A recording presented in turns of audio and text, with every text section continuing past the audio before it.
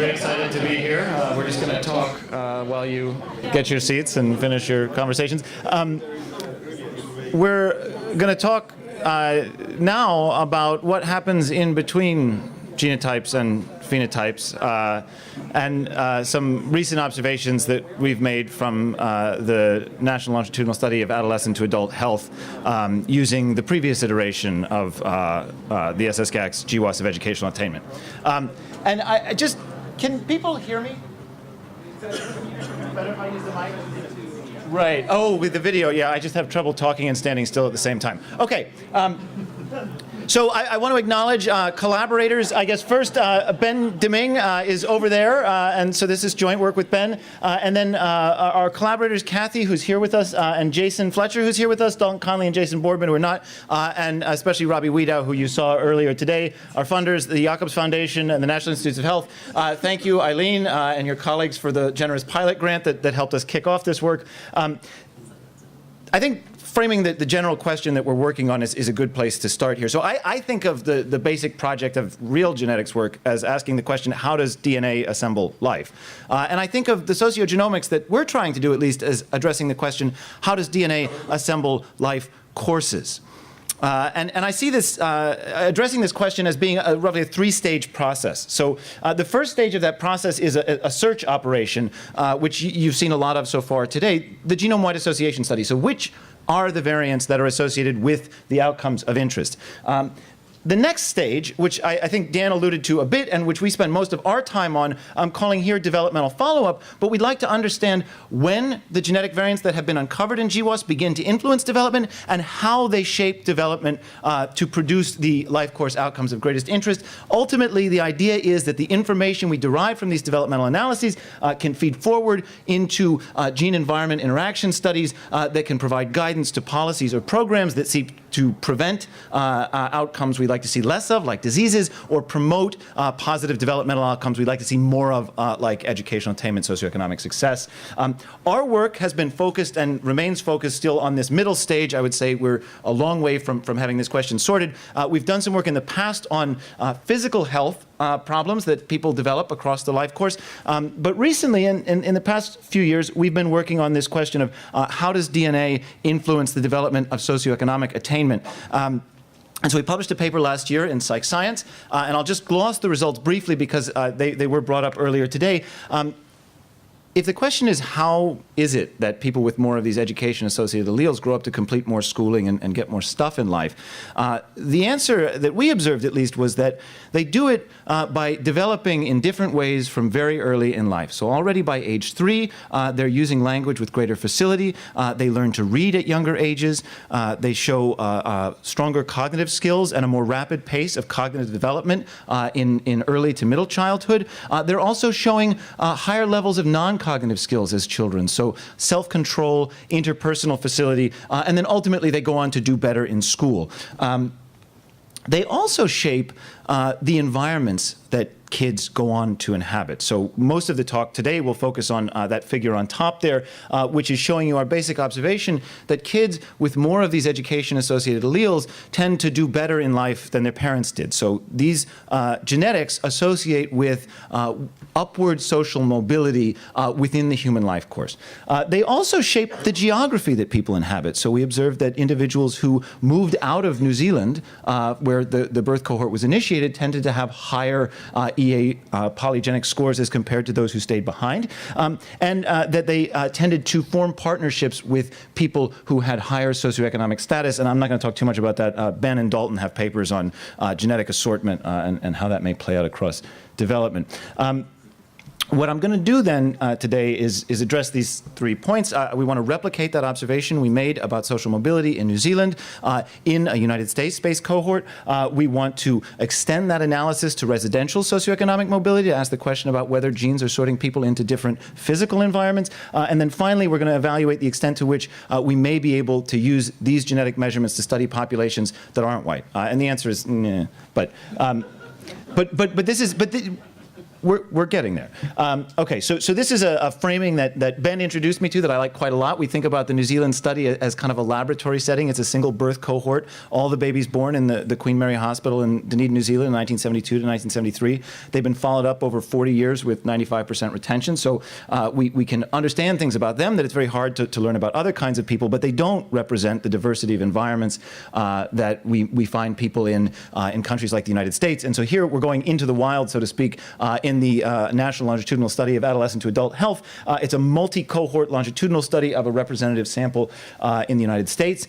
It was initiated in 1994 and 1995. Kids are in 7th to 12th grade when they're enrolled, and they're clustered into 144 schools, so we're going to make some use of that going forward. Of this group, they've been followed up now. The existing data capture them through a subsequent 12 years of follow-up. They call that Wave 4, and that's when the DNA that we're going to analyze were collected. They are in the field right now with Wave 5, so we'll be learning more about them soon. Of these roughly 16,000 individuals who participated in Wave 4, most consented to DNA analysis and archiving. A subset of those passed through the quality control procedures. We're analyzing people who are genetically unrelated to one another, so people who are unrelated at least at a second degree of genetic relatedness, so less than half sibs. And we're focusing our analysis in the first case on about 5,000 people who have primarily European genetic ancestry.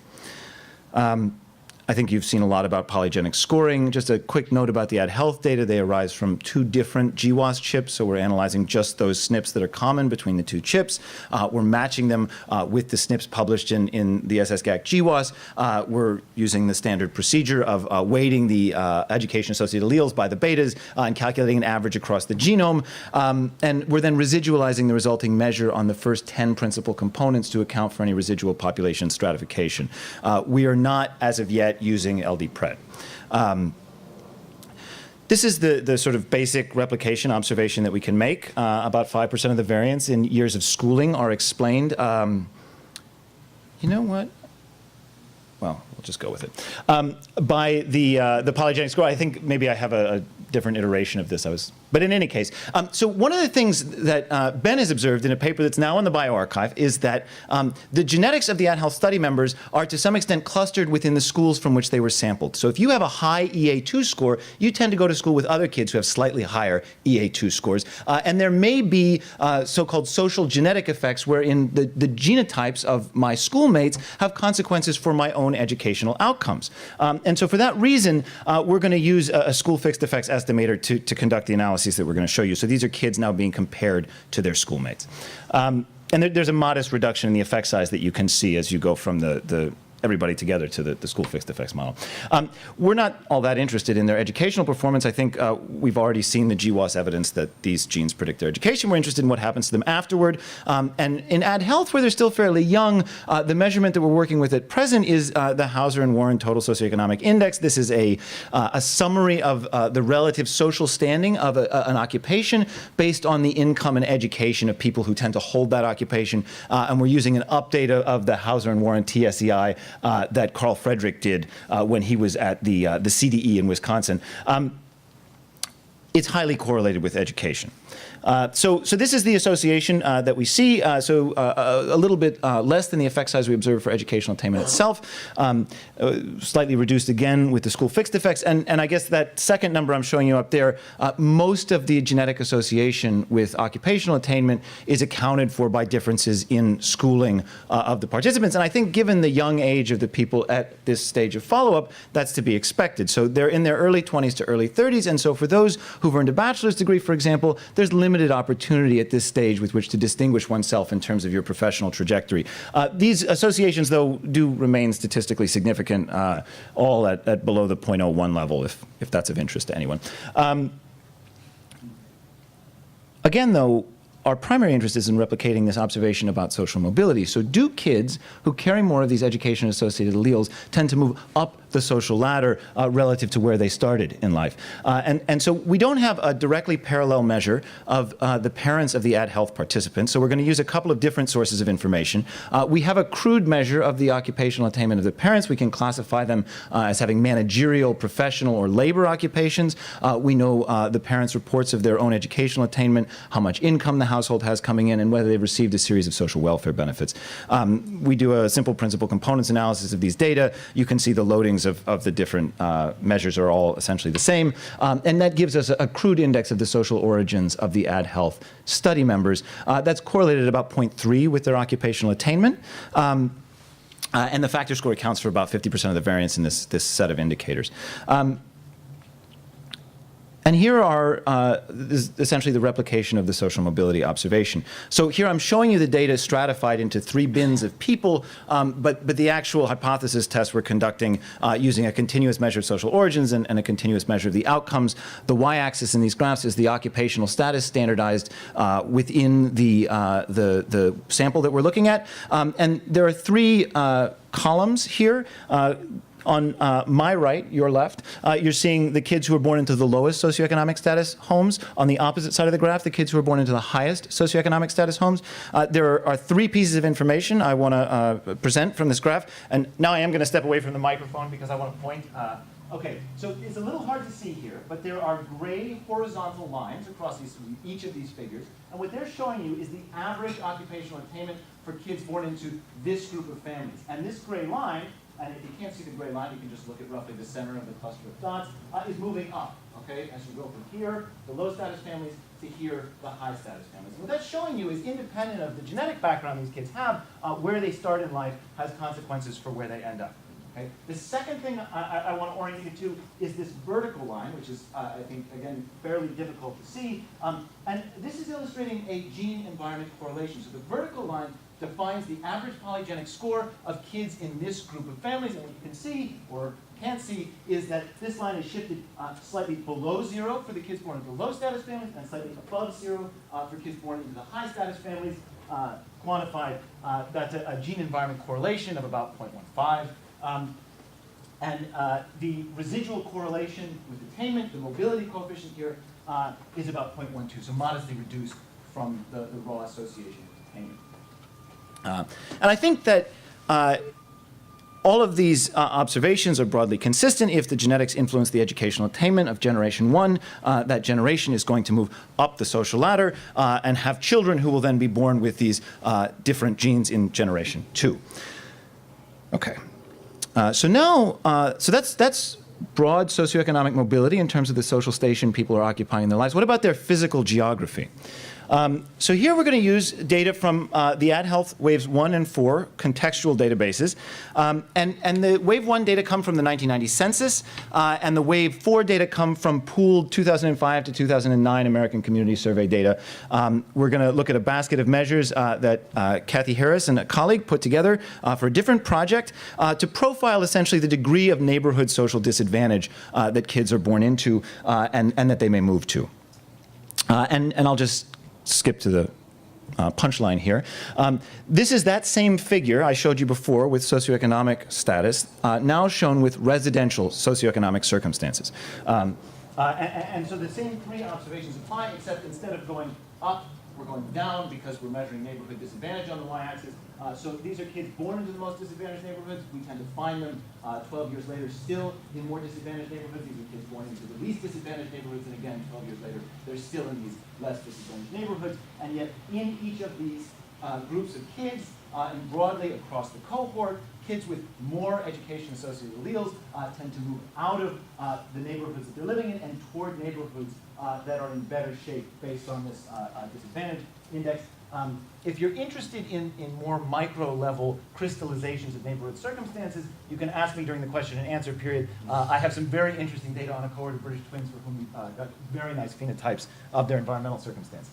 And again, here we have smaller effects at the cross-section and a still significant but substantially reduced mobility coefficient. And this may have something to do with more limited range of geographic mobility in the AdHealth participants. at this wave 4 assessment. It'll be interesting to look as people grow older, more of them may move away from home, and young adults who are living in transitional environments in cities, for example, may move toward Tony suburbs and so forth.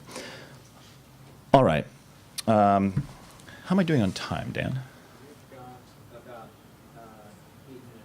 Oh, I've got lots of time. Okay. All right. So now the question is, we've made these observations about a bunch of white kids, but obviously we'd like to understand something about social development for everybody, not just the white kids.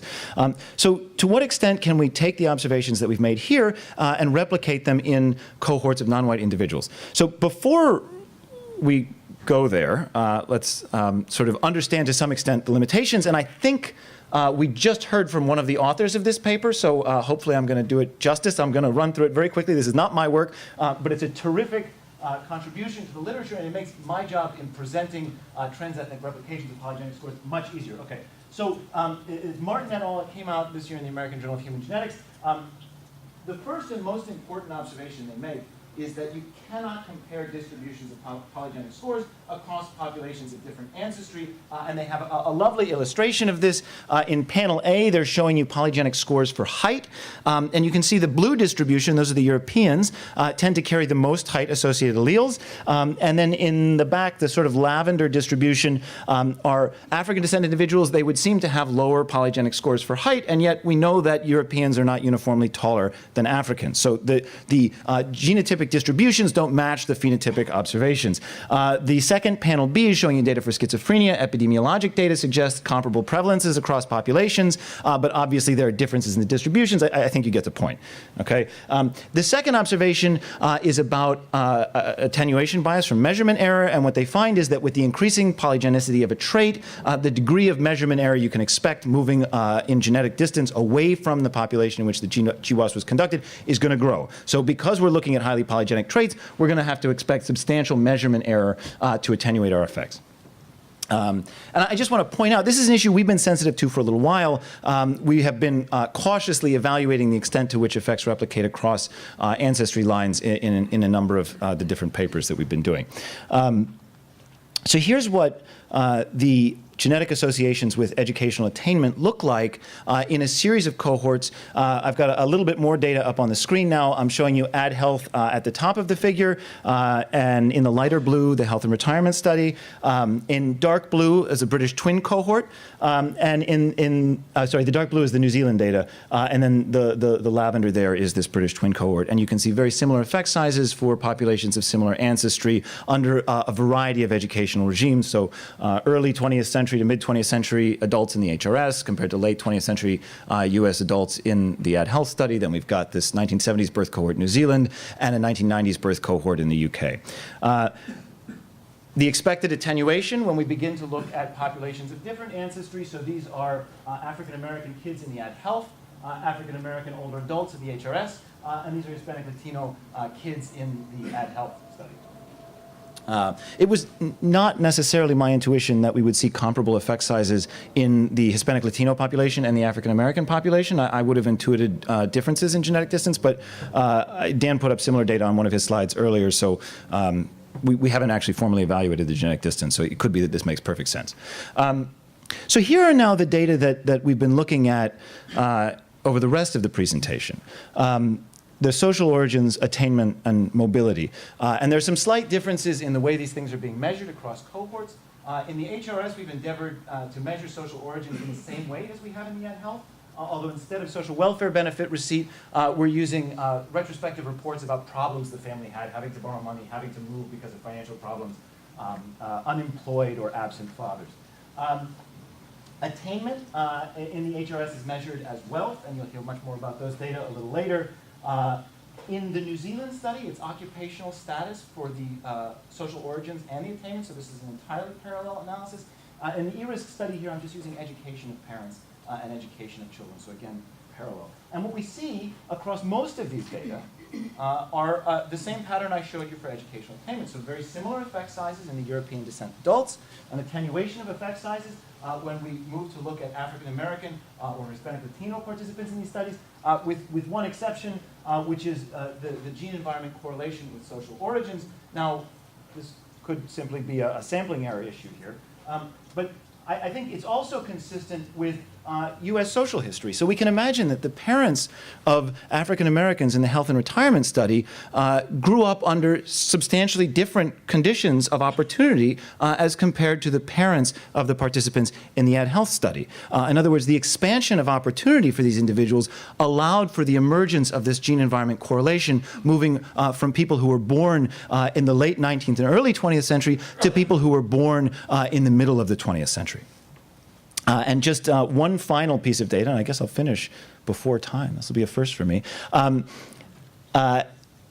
We can say, all right, so we're very limited in terms of the kind of inference we can make based on implementing these polygenic scores in a different population. What if we look at the polygenic scores in the same population, a population of European descent individuals, and we examine a much smaller, but in some sense parallel in direction expansion of economic opportunity across the course of the 20th century. So we can look at how this gene-environment correlation may have changed across birth cohorts of European descent individuals in the health and retirement study. And that's the red line that's being graphed here. And again, I'll acknowledge Robbie's help in producing these data. But from the earliest born cohorts in the HRS to the latest born cohorts in the HRS, we see an increase in the degree of gene-environment correlation between the genotypes of the individuals and the social circumstances that they report from their childhoods. And relatively stable associations with wealth and mobility. Okay, so I'm just going to leave you with a summary here. Broadly, the observation of social mobility from the New Zealand cohort replicates in the wild of these US data sets. We observe correlations between genes and both the social and the geographic positions of the individuals that we have in our studies. And finally, the effect sizes we have with EA2 and that we can look forward to with EA3 may be sufficient to allow cautious analysis in populations of different ancestry while we wait for large-scale GWAS in populations beyond Europeans. Okay, and I'll say thank you to the organizers for the opportunity to present these data.